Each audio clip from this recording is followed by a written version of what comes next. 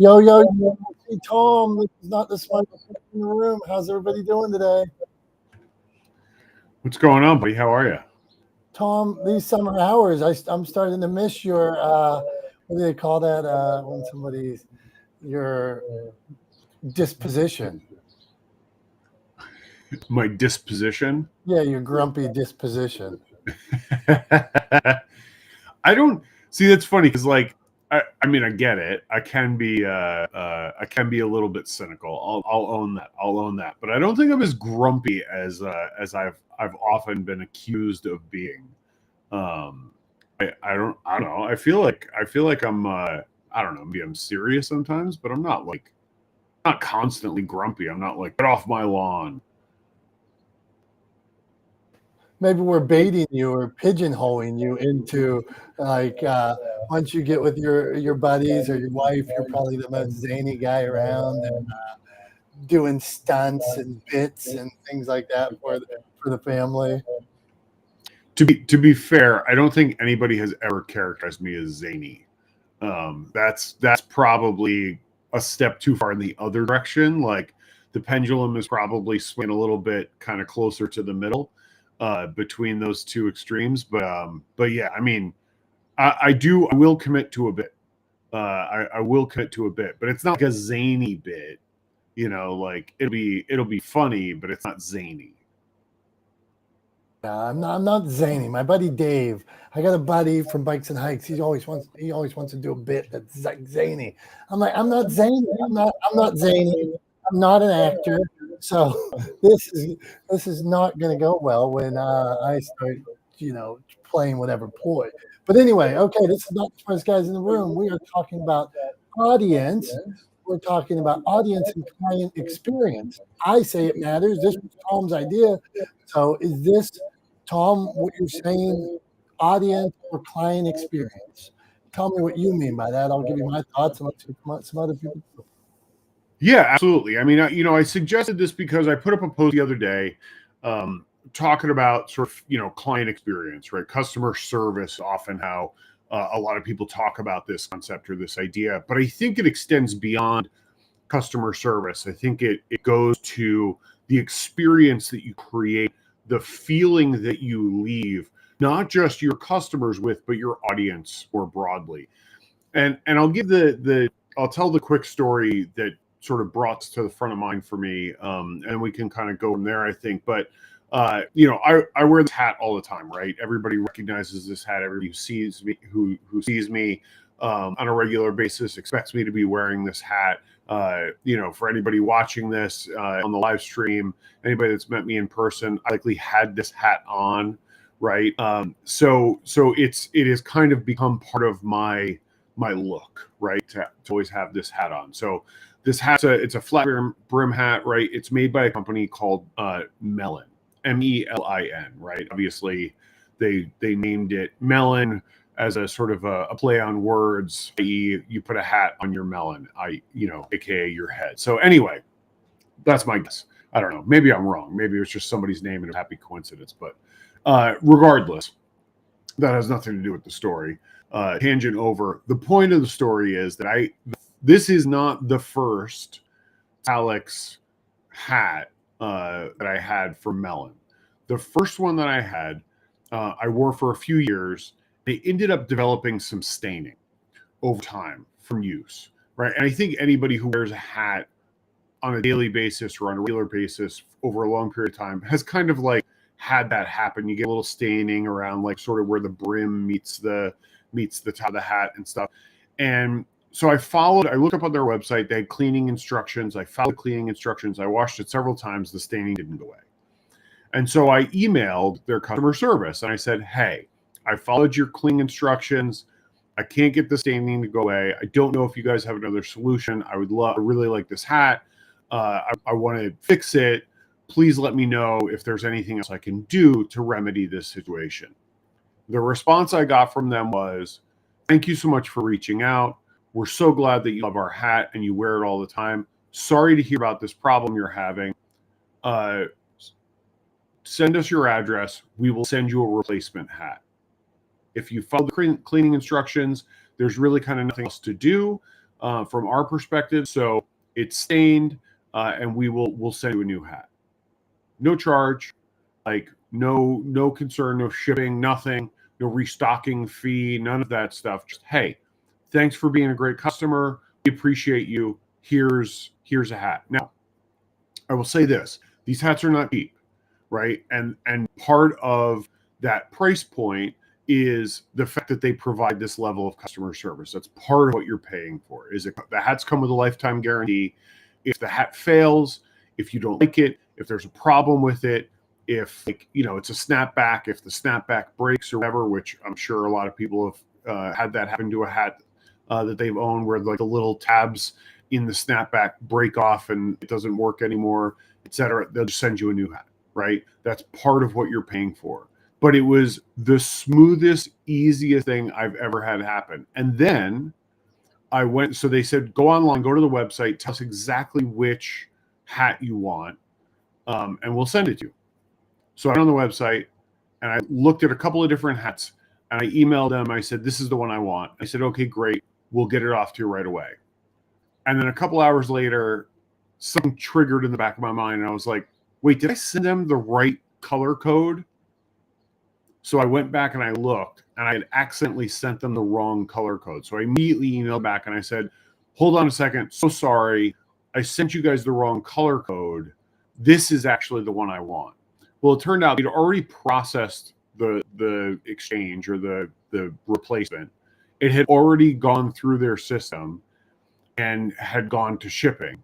So they just sent me another replacement. So I ended up with 2 hats for no out-of-pocket expense, because their customer service was that good. They said, okay, you just keep the one we already sent you. Here's the correct one. And so I ended up with an extra hat, essentially, because I made a mistake, right? But they didn't go out on they didn't say, oh, you got to send it back or anything like that. My point of all of this is that at the end of the day, not only will I recommend to other people that they go to the higher price point and buy the hat, because it is a good hat. It's a good product. They fit well, they're comfortable, et cetera, et cetera. Not only will I recommend them because of quality of the product they sell, I will also recommend them because I know that their customer service is exceptional, and whatever happens, if I recommend them to somebody, they're going to come out of that with experience. And not only will I do that, not only am I now talking about this on our show on Not the Smartest Guys in the Room that is broadcast around the internet for all to see. So they're getting all this free advocacy for their brand from me. Not only that, but I have since gone back and bought an additional hat from them, right? So because I saw it, it popped up on my email, I liked it, and so I was like, you know what, I'm gonna buy that hat. And so I did. I bought that. And again, like, this is all because of that positive customer service experience, that positive experience that they left me with. Meant that I was going to not only advocate for their brand, but to also continue to support their brand by giving them my dollars. And that's what I think audience and customer or client experience should really be all about. Is again, surprise, surprise, I'm going to say it, leading with value, making sure that the customer or your audience leaves their interaction with you with a positive experience, such that they're likely to go out and tell their friends, tell their family, tell strangers on the internet, and support your brand at the same time. That is the power of that positive customer experience. At the end of the day, what did it cost them, right? Like, it cost them, I'm sure their markup on their hats is insane. These hats probably cost them $4 each or something, $3 each, right? Because of the volume that they buy them in. So, the hats cost them a couple of bucks, the shipping cost them a couple of bucks, and they got another sale, and they're probably going to get more sales because I and other people like me will talk about them on the internet and encourage their friends to support them. So that's the power of customer experience. And I think that's why it matters. And I wanted to tack on audience there too, because I think it starts before the purchase, right? That positive experience starts before the purchase and continues after. And or exists independent of a purchase.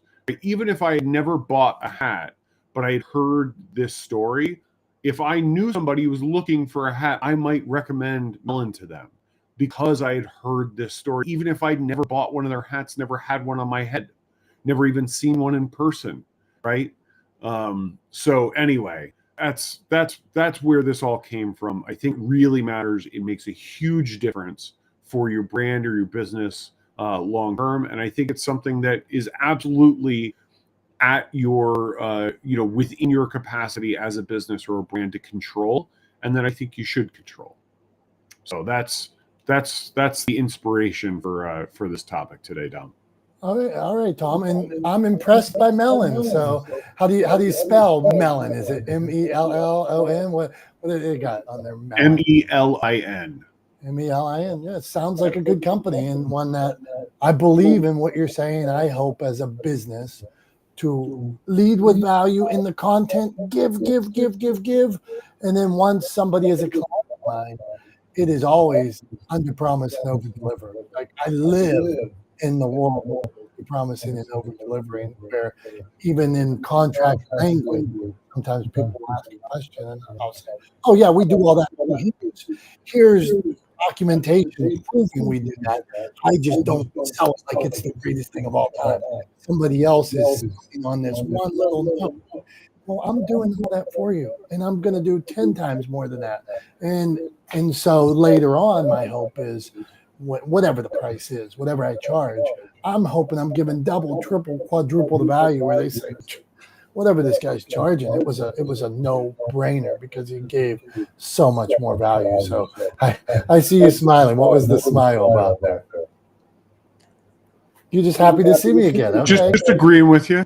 Okay, Just agreeing with you. It's not always, there's not always a nefarious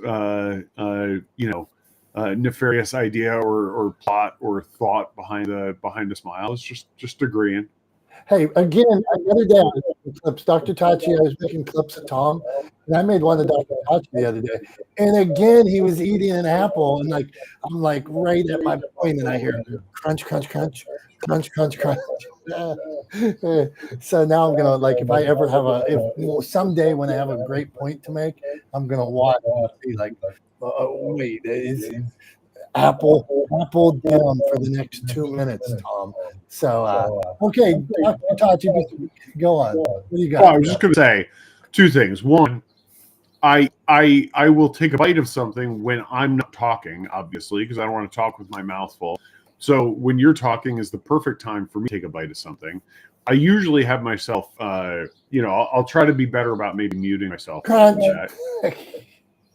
But you should know that I am I'm eating some mango today, but mango's soft and quiet. There's no crunching, so we should be okay. Crunchless. That's fair. That's fair. Okay, we are talking audience and client experience. This is not the smartest guy. Dr. Tachi, you want to talk about audience and client experience and how you add value, or you want to talk about Tom Crunch? What do you got for that? Well, I didn't hear crunching during the paper at all.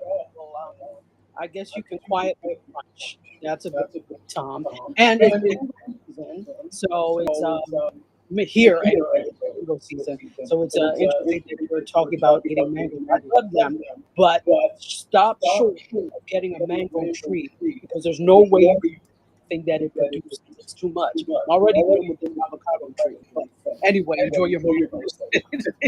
So hold on, Dr. Tachi, you're telling me you have an avocado tree? Is that what you're saying? I do. And what kind of yield you getting off this avocado tree a year? So, well, it doesn't always produce, which I'm glad for, because avocado trees get really big. And probably to control it, I probably should have put it down in a container. Of course, I put it around. Now it's a huge tree, and it can produce a lot, like bags and bags. Bags and bags of avocados. So there are actually some places here that will accept mangoes and avocados because they'll use them in their cuisine, restaurants more so, or like bakeries and such. That's fabulous. I have a buddy with a lemon tree. He's out in California. He's got a lemon tree, avocado, and all these others. Like you're saying, there's lemons look like grapefruits are so big they just can't eat all the ones they produce. So, okay, what do you got here about audience and client experience, Dr. Tachi? So when they come to Dr. Tachi and they come to Media Scope, are they left feeling good, or how do you make sure they're not like, man, this Dr. Tachi, I don't know about her? Maybe, I don't know, and I can't control how people feel about me. You don't like me, but I will say I adore this topic. I am all over customer experience, client experience, audience experience, because I know how I like to feel when I walk into a shop, when I go to somebody's live stream, when I attend an event. I like for care to be taken to make sure that I have a good time, that I enjoy myself, and that I feel acknowledged, right? So I try to do the same thing you guys already know. I try to make that experience great with live streams. Obviously, you can just do a regular stream. Nice. I like for it to be an experience. You get a pre-show with the intro. You get during. You get some nice graphics and some sounds, etc. And then I always wrap it up with a bow with the exit, right, with the outro. So I like that because I like to make sure that people feel, oh, that was good. That was worth my time. You know, I feel like that was a good thing to participate in. So I'm all over it, and I watch different industries and how they deal with customer and client experience. I went to a conference one time, and they were talking about, it was the was it somebody from the Miami Heat? I can't remember, but they were with, or might have been Washington, with some basketball team. They talked about how they engage the what are they called? The patrons, right? The audience, whoever they are for sports, how they engage them. So everybody that goes to a basketball game may not necessarily be there for basketball. You may not be in it, and they realize that because there's so many people that go with a significant other or friends, but they don't care about basketball. So they have all these experiences that are going on during the game and pre-game, and then a little bit post, to engage people. So, hey, you may not like this, but I have something for you. So that kind of almost there's something for everyone approach, which I really, so I try to incorporate a little bit of that when I'm doing things. There still might not be everything for you when you come, but at least you feel that I tried. So that's what I think. Dr. Go on, Tom. Yeah, I was just gonna say, I think it makes a lot of sense. You know, as you started by saying there, Dr. Tachi, like, I can't control what other people think, right? Like, and absolutely, you're 100% spot on there. I mean, I think a lot of people get caught up trying to please everyone, and end up just kind of chasing their tail, right? Because it's an impossible task to succeed at. You cannot please everyone. Period. End of story. It's impossible. Stop trying to do it, right? But what you can do is you can work to provide a good experience for sort of your core audience, or for people who are most important to your brand, your business. And sometimes that's, like you said, sometimes that's the people who are there for basketball, but sometimes that's the people who are there for the event period, right?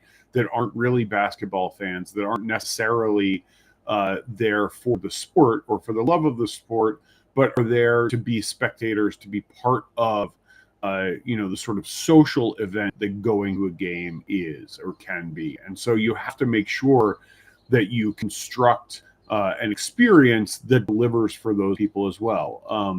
But again, I think the key difference there, and to kind of extend the metaphor, right, would be, you should be making content, you should be crafting an experience for the people in the stadium, right? People in the arena. You cannot craft it for people in the arena and everybody else outside of the arena. That's impossible, right, to be successful at. But you can craft a good experience for all the people show up at the arena for the game, right? And I think the other thing too that is really important to keep in mind for brands and businesses as you work towards, crafting this kind of experience is your audience isn't as big as you think it is, right? A lot of people get caught up in trying to make content or trying to bring in an audience of, tens of thousands, hundreds of thousands, millions, etc. But if you're crafting an experience for your core audience and you look at sort of percentage-wise how many people in that core audience end up converting to customers or clients, right, who end up paying for your services or for your products, the numbers that you need are actually really small compared to the numbers you're probably aiming for. So that's the other thing too, is be a little bit more sort of realistic and pragmatic about the size of your audience and make sure you're creating content for that audience or creating an experience for that audience and not trying to create an experience for anybody and everybody.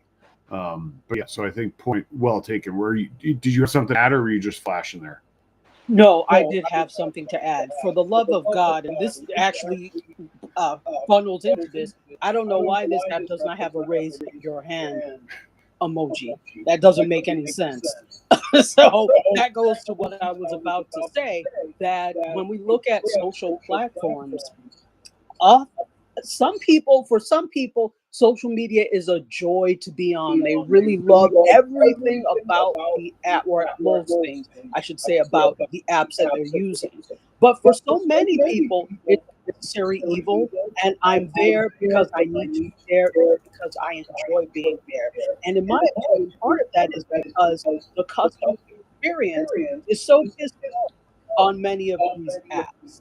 You can't, for customer service, that it's impossible to reach them, and they've automated everything and botized everything. It's not a word, but they botized everything, and so now you can't reach anyone. Now I understand that it's too difficult to individually reach out to folks. It's a lot when you have millions and millions. But at the same time, that erodes the experience when you can't reach someone, or they made features that you're like, who the hell asked for this? Did you do a survey to see who asked for this? So the experience on these apps has become necessary evil rather than I really enjoy being here. My time here feels good. And that I guess it's a catch-22 because you may enjoy what's on there, but you don't necessarily enjoy the path to get there with the app. So that's what I wanted to add. Dr. Tachi, thank you so much. I see my friend Jeff saying we got some echo here on it. Makes me think it just maybe we do. I'm thinking about, like you just said, there's no raise your hand button on this app. Like I looked in there today and I said, there's no heart. I wonder heart. You and Tom were talking about no heart. Well, who decided if it's client experience? Like if it's client experience, who decided to turn that off? It's an interesting thing. Did they do a survey? I don't know. Why now? You were talking about the sports. I go to a Knicks game. I go to a Steeler game. Even if I take people that aren't a fan, if I go to a Pirate game, I'm wearing my Potato Pete shirt today. If you can see on the live stream, this is Potato Pete. During a Pirate game, at a certain inning, fifth inning, sixth inning, something like that, giant pierogi mascots come out on the field and they run, and they show them running across the back of the field. There's jalapeno Hannah, Potato Pete, Chester cheese, all these pierogies. The crowd goes nuts for these mascot pierogies racing. I see other places do sausages or presidents and things like that. So imagine they got all these people to the game. Not all people love baseball. But if you can do other things to make that experience special for them, like food, like pierogies running around the stadium, like easier access to the bathroom, easier to clap or to heart or to raise your hand, all these things add value, making the audience and client experience a little bit better. So today, after we switch out of this, one of the things we do here, we got a show and tell later on. But we know not everybody likes to hear me and Tom talk about business or media. Maybe they want to hear Tom's thoughts on other things. So we're rolling right into a Tom's Thumbs here. Okay, so Tom's Thumbs segment we do. If this is anybody's first time watching a live stream or anything like that. Tom's Thumbs. Tom says he's not cranky, but he could be. Tom says in the history, his friends used to try to work him up on purpose and get a rise out of him. I think that is fun as well. So in Tom's Thumbs, he has to give a thumbs up or down to something in pop culture. So I looked far and wide today, Tom, for this Tom's Thumbs, and I want to know what you think about the beautiful nuptials between Jeff Bezos and Lauren Sanchez renting out Venice. I want to know what you think about it all. Is it a thumbs up or is it a thumbs down? So Jeff Bezos, excuse me. Here we go. He's worked up already. Oh, thumbs down. Already thumbs down. Give me 1 second. I got something caught in my throat here. Okay, he's got something caught in his throat. Eating on camera. At least he wasn't crunching today because he's got a mango or a pineapple or a watermelon seed. No, it was mango. It's mango with tahini on it, and I got a little pepper flake in my throat right as I was about to start talking. So, all right. Okay, Tom's Thumb. What does Tom think about the nuptials, the renting of Venice between Jeff Bezos and Lauren Sanchez? Go on, Tom. All right, here we go. So, the nuptials, the spectacle, the event of the nuptials between Jeff Bezos and Lauren Sanchez, is that correct? Jeff Bezos and Lauren Sanchez, overall, the spectacle that they put on gets a giant double thumbs down from me. And I'll explain exactly why. For anyone who's seen the Hunger Games, this spectacle to me, and I haven't seen a lot of coverage of it. I've seen clips here and there because honestly, I would never spend any measurable amount of time on purpose paying attention to Jeff Bezos' personal life. It's like, who gives a shit? But I did see clips of their nuptials, and it reeked of sort of like in the Hunger Games, the people in the Capitol living to excess, having parties while other people around them suffer at the results of inequity, right? They suffer because they don't have enough to eat, or they're struggling to get by, or put a roof over their head, or kind of cover basic human necessities, right? The things that we sort of consider fundamental to living in a civilized society, right? Food and shelter, right? Healthcare, things like that. So while people around the world struggle for those things, while the world's richest man, Elon Musk, came in and cut USAID, which new report shows is going to lead to the deaths of millions, the preventable deaths of millions of people around the world. Right? While we have people like that throwing these lavish parties, people like Jeff Bezos throwing these lavish weddings, spending $50 million on a party, because let's just be very clear, a wedding is a party, right? And my wife and I when we were planning our wedding, referred to it as the party, right? It is a party. A wedding is a party. He spent $50 million on this party, right? While people around the world, people all over the place are struggling. People in Venice, where they hosted this debacle, are struggling, right? Are fighting against rising costs. The city itself is sinking. They're having huge infrastructure problems, right? Especially with rising sea levels and global warming. Venice is very much at the sort of pointy end of the spear of risk when it comes to reaping the negative results of climate change. All of those things, they're putting on this huge lavish party, spending money more money on this one day, on this one party, than most of us will ever see in our entire lifetimes. If you added up all the money that passes through our world or our accounts in the course of our lifetime. Most of us will never even scratch $50 million, and he blew it on a party, right? And the thing that comes to mind for me is when people ask, should billionaires exist, or is there such a thing as an ethical billionaire? My argument or my response to that is someone like Jeff Bezos, who spends to excess, who spends $50 million on a one-day party, whose yacht has a yacht, right? Who is that sort of excessive and out of touch with reality. That guy, without even putting a dent in his wealth, could house every U.S. veteran that's unhoused in the country, could solve hunger in the United States, could contribute to solving health crises around the world, could do a ton of good, and still live a very comfortable, lavish lifestyle, flying around on a private jet and sailing on his yacht, which has its own yacht, right? Like, all of those things could simultaneously be true. And yet every day, Jeff Bezos and people like him get up and they choose not to help. They choose not to put their tremendous wealth to work to solve problems for people who are less fortunate than them, right? They choose to do the wrong thing day after day after day.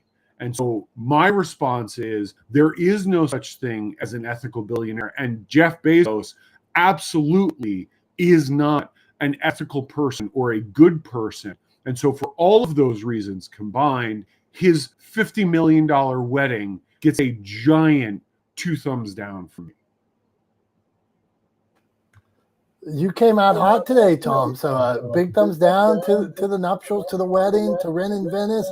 You didn't like seeing the stars. You didn't like seeing the stars ride on boats or go through Venice or anything like that.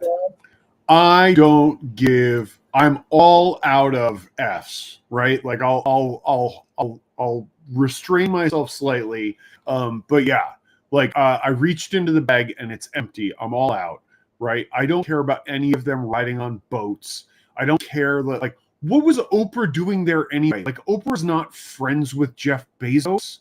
Like, he invited people that he thought would be like are sort of movers and shakers and draw attention, right? That was the guest list. And the people that showed up there only showed up, a lot of them, not because they were close personal friends of Jeff Bezos, but because it was the place to be seen, right? Again, the Hunger Games metaphor or analogy, right? They're in the Capitol, right? I mean, the Capitol is sort of like an amorphous, moving place. In this case, they were in Venice, but like they're in the Capitol having parties while people in their own country and all over the world suffer,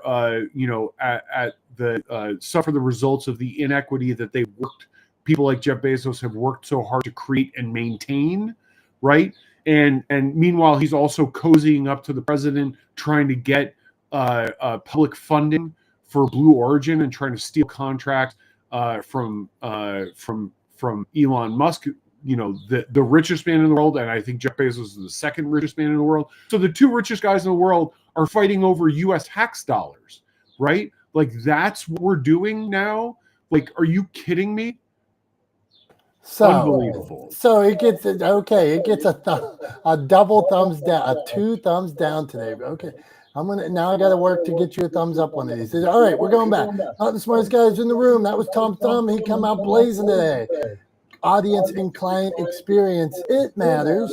We care about all you, and thank you for being here.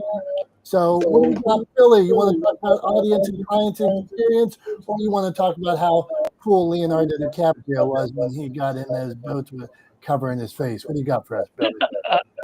I just want to say, from a perspective of percentage to income, I bet you, Tom, spent way more percentage-wise of your income on your wedding than Jeff Bezos did. And so I think I think all the stuff, fighting over tax dollars, getting rid, I think all that stuff, whatever. Percenters are for a reason, and it's not because they're nice, kind, gentle people who love other people, but they have worked hard to build things that the rest of us haven't. And I always think it's funny when people get beat up because they're wealthy, and it's like, well, you should do this, you should do that, you should do all this money. I'm like, all right, well, what are you doing with the little bit of money that you have? It's like, are you showing up and giving 50% of your wealth away? Like, you know, based on percentage-wise, what, 0.02% is net worth on a wedding? So, on a scale perspective, it's like, whatever, dude. It's not that much money. Not really to him, based on his skill life, but based on your skill life. However, I would argue that you spent way more money percentage-wise than he did. Well, Billy, So, you countering with the thumbs up on the wedding, Billy. I'm saying if somebody, ourselves included on this page, go out, bust our ass in small business and work and build it to whatever size and whatever scale, and we want to go spend whatever money on whatever we want, then that is no one's business but our own. That's all I'm going to say about that. Hey, fair man. Someday, Domi Poo right over here is going to sell for $1 billion, and I'm going to be the nicest billionaire around. So there you go. I'll tell you that. All right, audience and client experience. It matters. Jason, what's up, my friend? I got to tell you, my friend Jim Ajay down there, you just missed Tom Thumbs. It was what Tom thought about the nuptials between Lauren Sanchez and Jeff Bezos, and surprisingly, he didn't give it a thumbs up. Jason, is this a real picture of you, or do you have like some kind of filter on it? It's a good-looking picture. No, that's me. A handsome devil. Okay, what do you got for us today? Not much. I kind of am along the same lines of Billy, and I go with the philosophy: don't count the change in somebody else's pocket. I don't really worry about what Jeff Bezos does. I'm like, look at the program, look at the process. The man started so many years ago in building his company, and it never fails that something that a mentor taught me. He's like, poor people bitch about what's in other people's possessions. And what it meant to me when he said that, he's like, when you start becoming wealthy, how are you going to react? Are you going to be charitable, or how much of a portion of is too much for you? You know what? It's not my job. It's not my place to complain about. I didn't watch the wedding, honestly. I mean, what I thought about was really Jeff Bezos's ex-wife that helped build the company. And the woman is extremely charitable, very intelligent. And, I'm like wondering, did you get out of what you needed to marry what you wanted? And what you wanted, was it really worth it? So again, and anyone that's can deep, Jason. I gotta just cut in. I appreciate your deep thoughts on that. Go on. The more that I'm distracted with things that don't matter, the more I get away from the things that matter.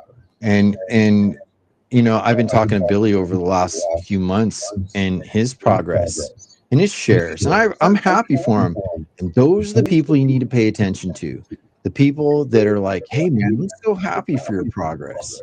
Like, to be honest with you, Dominick and Tom, I'm so happy for your guys' progress, not the smartest guys. I've been with you guys for 5 years, guest hosting and being a part of your movement, and I support. And sometimes I'm like, oh God, here comes Tom's thumbs. This is going to be a rodeo and a rough ride a little bit. But you know what?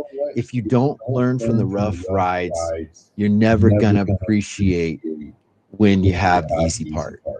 You're going to complain always about the hard part. So I appreciate about the rough and the smooth, and you guys are an incredible asset to have live on TikTok, live on YouTube, and other places, and your guys' movement I support. And I'm happy for all your success. I'd rather ride with people like that than, I don't care if a guy spent 50 million or 500 million on a wedding. It's not impacting my life. Thanks for giving me a blueprint of like what he wanted to do. So that's all I got to say, man. Thanks for having me on. You're making me feel good about myself. Jason, thank you. And I got to say, Jason's a good dude. I hadn't heard from him for a while. He reached out to me just to check on me the other day. So this is the kind of friend I like to have. So thank you, Jason. Tom, what are your thoughts on all this? You want to follow up on this, or you want to get back to client experience? What do you got? No, I mean, look, I think at the end of the day, I'm not trying to undercut someone's success, right? But I think there's a couple of things to bear in mind, right? Like one, Jeff Bezos's wealth is not a direct result solely of his labor, right? So I think it's important to remember that you cannot become a billionaire by working really hard on your own, right? Like you have to put in hard work, and no doubt that he did, right? To become as successful as he has, right? No doubt he put in hard work, but you also can't do it on your own. It's impossible, right? No one's labor is worth that, right? Period, end of story. No market would support it, right? I can't even imagine what the hourly rate would be for somebody to end up becoming a billionaire just off of their own labor, right? It's so I think it's a misnomer to believe that he got there solely by virtue of his own hard work. He got there by virtue of his hard work and by advantaging himself off of the hard work of lots of other people, right? So there's that to remember. He owes his success to lots of other people. That's part of the reason why there is an obligation to people who find that kind of success, or on people that find that kind of success, to pay that forward, right? To do something valuable for the world, for society, right? For the culture that they've benefited from, right? To do something to further that society or further that culture or improve it for other people, right? I think that is a moral and ethical obligation. And I think that Jeff Bezos and other people like him have fallen short of fulfilling that moral and ethical obligation, right? So you talk about percentages of income. I saw somebody did the math. Basically, it was the equivalent of like Jeff Bezos spending $40 when compared to somebody who earns the median income in the United States, right? That's the equivalence. That just puts in perspective how extreme his wealth is and how little he does to contribute to the society and the culture and the country that enabled him to become that wealthy. Instead, he just continues to take, right? And that's my issue with it. Hey, Tom, I'm gonna hold on. Let me just finish my thought real quick. And my other argument would be that if you have any doubt that the interest is in purely profit or pure profitability and not off of customer or client or audience experience, try to reach a customer service representative at Amazon, right? Try to deal with a product or a tricky return or an issue that you have with something you got from Amazon. Try to. I'd love to hear your story. I promise you'll have a terrible time. You cannot get somebody on the phone. You cannot get somebody to respond to you directly. They'll basically say either return it or suck it up. And that's it. Like, those are your options. Either you return it or you suck it up and deal with it. Period. End of story. Otherwise, we don't want to hear it. We don't even have staff to deal with it. Right? So it's not about customer experience. It's not about audience experience. It's all about sort of doing the bare minimum. And as a further example of that, if you guys remember, Amazon launched these employee-less grocery stores. If you guys were convenience stores a little while back, if you guys remember those, it was supposed to revolutionize the way we shop for groceries, and it was all AI driven, and you walk in, you take whatever you want off the shelves, you walk out, and they just automatically charge you for it. And it turned out that what they were really doing was hiring cheap labor in India to watch a bunch of cameras, and they were just bringing your stuff up for you as you checked out. So it was all appearances, it was all lies, it was all a facade, right? And it wasn't about actually creating a better sort of customer experience. It was about appearances, right? And so, again, I think that kind of demonstrates very clearly the ethics, right? It demonstrates very clearly what sort of driving motivation is, right? Is the appearance of success, the appearance of technological breakthroughs, the appearance of doing good things, not actually doing any good things, right? So whether or not you actually do anything good matters. And for my part, I agree. You should give back. You should do whatever you can to benefit society around you. For myself, I've been involved in the volunteer fire service, and I was a volunteer EMT since I was 16 years old. So it's something that I've done for my entire adult life. I grew up around it. My father's been involved in it for over 50 years, right? I think it's important to give back, to volunteer, to donate if you can afford to donate, all of those things. I think all of us should contribute to the society we live in, should contribute to the culture, should contribute to our communities, and should work to help support others that are less fortunate than ourselves, right? So like, that's what I do, right? I'm not just sitting here opining. I actually do something about this, right? And I do donate when I can to causes that I believe in and support. So I'm practicing what I preach. I'm just saying, if I had 200 and something billion dollars and I could live incredibly comfortably in the lap of luxury for the rest of my life with $10 billion, what am I going to do with the other 200 and change, right? How am I going to make the world a better place? So that's what I think, Dom. All right, you coming out hot. Not the smartest guys. We appreciate you. I got a question for Tom. Hey, He's gonna put him in a man. roasting chair. Hold on, man. What about Warren Buffett? Isn't he's eating ice cream? He's giving away 90%, 99% of his wealth. Isn't he a good dude? Or what about when Billy sells? What about when Billy sells that company when he first makes that first billion? He hustled, and then he sold it for $1 billion. Why is he? So that's what I wonder about. Jason, what's your question, man? What do you got? So you're not Jeff Bezos or any other wealthy man's position. You're in your lane and what you would do. But when you're put in those lanes and when you're put in that position, I mean, it's like, how much do you need to share? Right? How much do you really need to? How much is enough for your community and the globe and people? And how many people volunteer themselves to work for Amazon or any subsidiary of Amazon or a Jeff Bezos's companies? How many people do this willingly and they know this? So what duty does he really owe you? You volunteer that, and for that contribution, no one's self-made. But what these wealthy people have figured out, what I think to get to the question is, what do you understand about using the processes and teams to make your wealth happen? And how much do you need to pay back to that? That's my question. Not really sure how to answer that. I mean, obviously they know how to take advantage of and leverage other people's labor to enrich themselves. I mean, like, that's what they've done successfully, right? So there's that. And then, like, honestly, at the end of the day, Jason, like, I'll make a promise right here to everybody that's listening. I'll put it out on the internet. We all know that once something goes out on the internet, it's there forever. It's permanent, right? Like, the internet is forever. So I'll make a promise right here. If I ever have the amount of wealth, if I ever become a billionaire, right, the amount of wealth that allows me to do so, I will make sure that no child in this country goes hungry. How about that, right? Like, I promise that I will do that, right? There's a number of other promises I could probably make. That's just the one that popped off the top of my head. But I promise I would make sure that no kid ever goes hungry in the country. How about that? I mean, I think that's a good place to start, right? Nope. I'm not going to accept that. Sorry. How about 100 kids?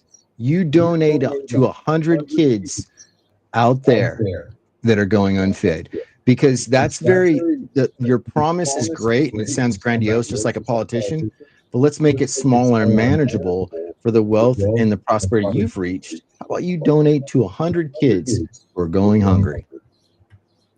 How about Jason, that? I've already said I've donated large portions of my life to support the community that I'm a part of. I've run to burning buildings and pulled people out of car accidents and helped save lives in my community. Like, I mean, I'm sorry, but like, I do kind of have the moral high ground here to criticize somebody like Jeff Bezos, right? So, like, I mean, that's fine, and you can like make a challenge. I do donate to support causes. I do donate to food banks and to people in need in my community. So, like, I mean, whatever, man. Like, at the end of the day, here's what it comes down to. I'm criticizing somebody like Jeff Bezos, and I'm challenging his ethical and moral ground.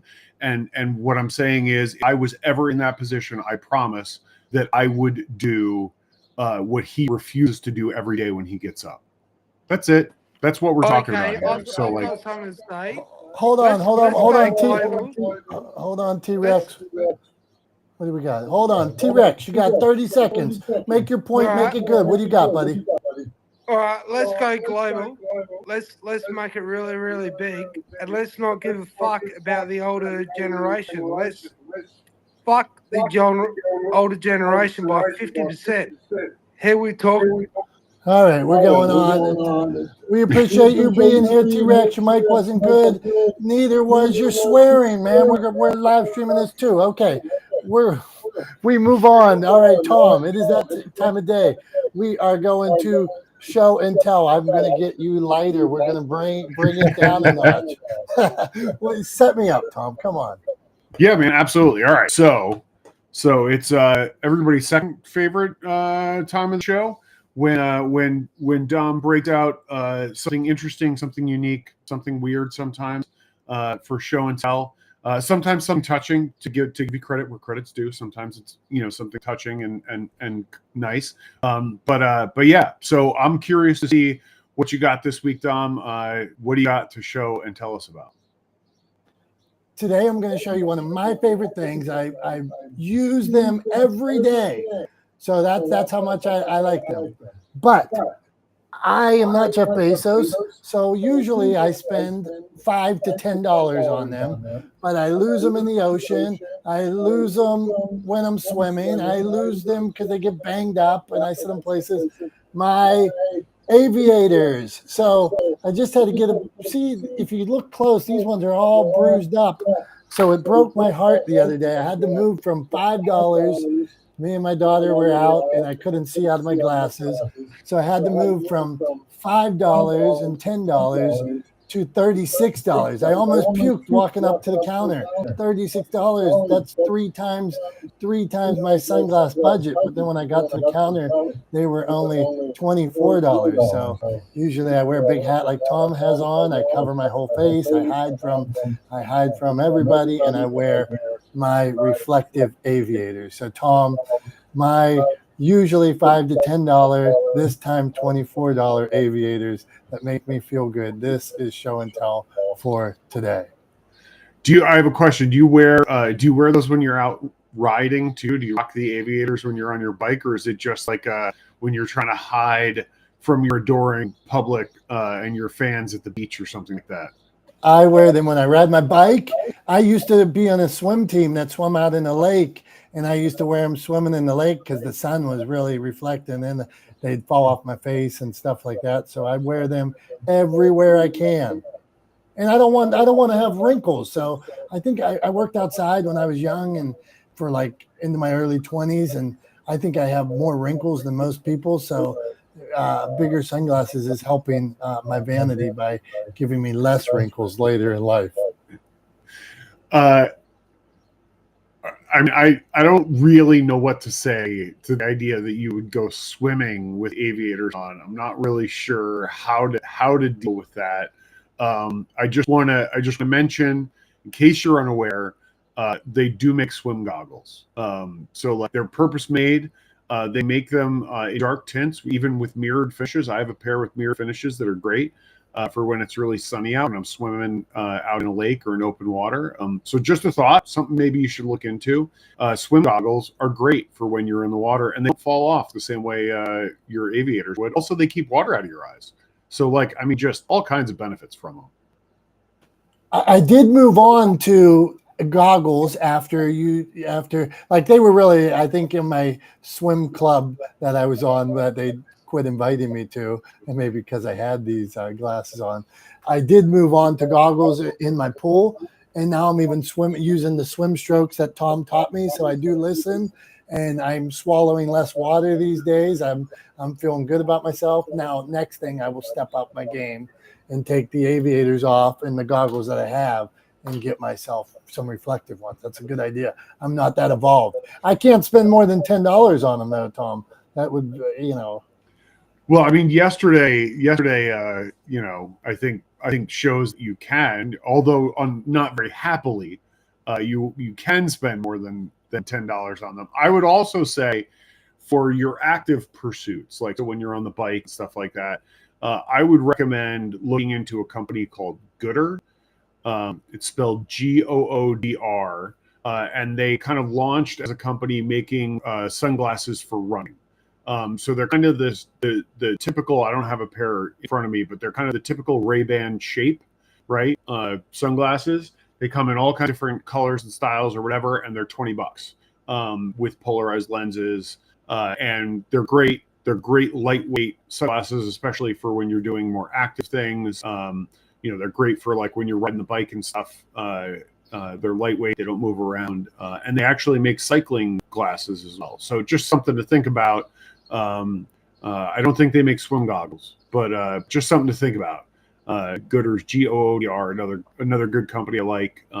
They've got good customer service, and they have all kinds of fun designs to pick from. Hey, that's good stuff. I want to say just one, again, thanks everybody for being here, but I got a message. So my friend Jimmy is down there. He sent a message. He said, Jesus, what a show. So one of the things we talked about, the show was audience and client experience. Like I could sit here and talk about publishing books all day long. Tom could talk about media. He could talk about production, and we'd be like, what the hell's what, things on the camera, what the hell we wouldn't know, so when we added segments like Tom Thumbs or a show and tell, it was part because we thought maybe you guys didn't want to hear us blab about publishing books or about production, so we added these segments, and today we talked about Bezos and his wedding, or we talked about Blue Origin before, or, the price of eggs or whatever. So we appreciate you sticking through, and those subjects they might not always be the ones that they can get us hot in things like that. So we appreciate you. Tom, you got thoughts on that? Yeah, I mean, I think, first of all, I appreciate Jim being here. Jason, I just want to be clear. I know I was, I got a little bit heated there for a minute before answering your question, but I just want to be clear. Appreciate you being here. Appreciate you being a part of the conversation. Definitely not my intention to kind of to be rude. It's just something that I'm very passionate about, obviously, and so I just want to be clear that that was my intention. But at the end of the day, I think what we've done, again, as Jason put out, like over the last 5 years, really, we've kind of been doing this in one form or another. I mean, it hasn't been called Not Smartest Guys in the Room for 5 years, but we started just hosting a clubhouse room during the pandemic, which was 5 years ago, which is hard to believe that it was 5 years ago, but it was 5 years ago that we started hosting a clubhouse room during the pandemic. Initially, Dom, it was you and another host who started it. And then I got invited in, and then the other host kind of bowed out, and it was just you and me. Here we are all these years later with folks like Jason, sticking with us. Eric, I know, has been coming by for a long time. Dave Campbell, Jolanta, of course, Dr. Tachi have all been coming by for years now. We very much appreciate you guys, and again, to your point, Dom, I think a lot of what we've done in terms of adding these sort of these repeating segments, these bits, if you will, that we do during the course of the show, Tom's Thumbs, and show and tell, and the wrap up that we always do at the end of the show, we're done really with the intention of improving the experience for the audience and making sure that every week when you come to Not the Smartest Guys in the Room, you feel like not only are you enjoying the conversation, or maybe learning something or bringing something to the table to contribute to help teach us something, but also that you are entertained, amused, and engaged by the content that we bring to you. So again, we, like anybody else who really cares about their audience, who cares about their customers, have worked to craft an experience. We've spent time outside of this space, Dom and I, on calls talking about what we can do better. We were actually, just before we started the live stream, having a conversation about how we need to do that again so that we can continue moving forward with Not the Smartest Guys in the Room. So we thank you guys for being here always. We appreciate you. We love you. You guys are the reason why we do this every week. Without you, it would just be me and Dom, debating things back and forth, and just being two knuckleheads, chatting about stuff. So we appreciate you guys being here, being a part of this, making it possible. You are the reason why we do this every week. So thank you from the bottom of my heart. So for Dom, I'm Tom. This is Not the Smartest Guys in the Room. We do this every Wednesday, 9:30 a.m. Eastern time. We're on summer hours, so no show next Wednesday. I'm going to be on vacation. We're back the Wednesday after that, which I believe is the 14th. No, 14th, 15th, 16th. July 16th, I think July 16th. I'm pretty sure. So we'll be back on July 16th. So we'll see you guys then, 9:30 a.m. Eastern, right here on Clubhouse and streaming all over the internet. Not the Smartest Guys in the Room. Until then, enjoy your summer. Have a fantastic July 4th holiday. We wish you and your family nothing but the best. And we hope to see you guys in a couple of weeks' time. We love you. We appreciate you. We thank you. Bye-bye.